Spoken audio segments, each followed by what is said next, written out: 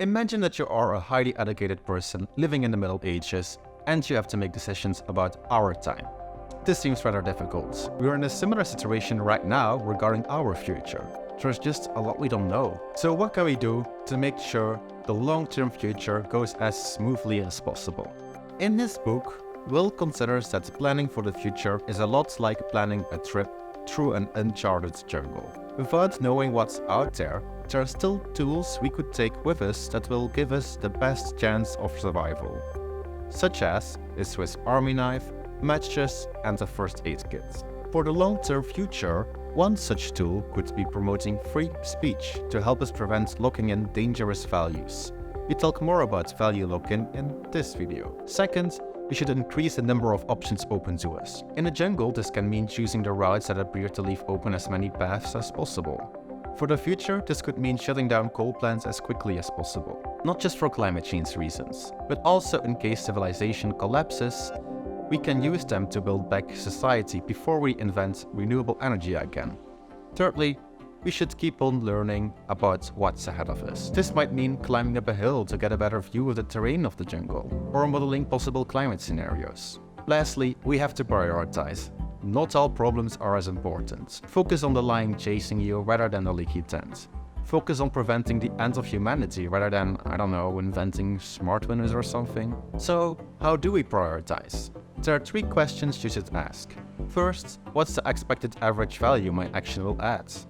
How many lives will it help or save? How much well-being will it bring? How much suffering will it reduce? How significant will it be? Second, how long will the effects of my actions last? 100 years? Thousands of years? Longer? How long will the effects persist? Thirdly, what would happen if I didn't do these actions? Would someone else do them instead? If you believe someone else would do it later, how much later would it happen? How contingent are my actions? This matters because if someone else is going to do the actions now anyway, it might be better to focus on something else.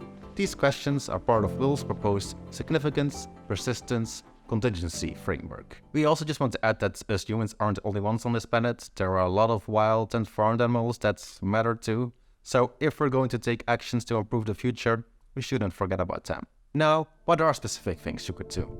One way to help is to become politically active and advocate for sensible policies. If you want to have an even bigger impact, you can work for an organization that tries to positively affect our long-term future. You could become a researcher or help out with marketing, communications, operations, and more. For open positions, check out the 80,000 hours job board. They list jobs at various organizations where you can have a big impact. Even more resources will be in the description of this video. Book review time! This is the final video of the series on Will MacAskill's book, so I thought I would share some of my opinions on it. Overall, I like the book and how well researched it is.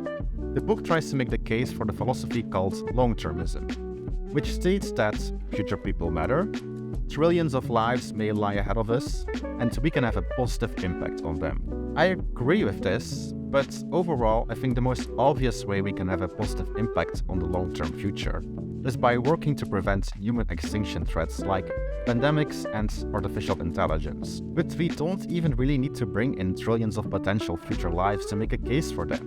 These extinction risks are scary even for people alive today, though I do admit long-termism makes the case for it stronger.